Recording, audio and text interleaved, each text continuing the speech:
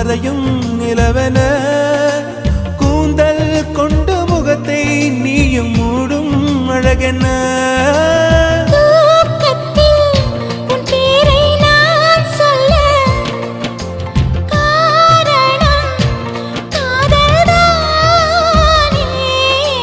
பிரம்மன் கூட ஒரு கண்ணதாசன் தான் உன்னை படைத்ததாலே